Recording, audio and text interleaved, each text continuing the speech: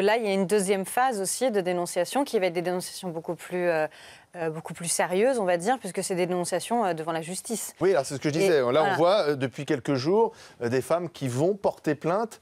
C'est mieux que dénoncer sur Twitter. Twitter n'est pas un tribunal. C'est ça. Twitter n'est pas un tribunal.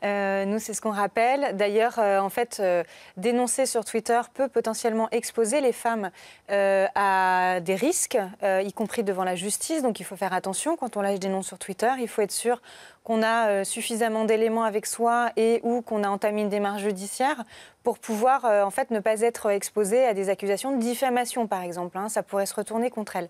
Donc nous, on dit toujours, faites très attention quand vous lâchez des noms sur Twitter. Maintenant, ce qui est le plus important, c'est cette étape-là. C'est quelque part la fin de l'impunité.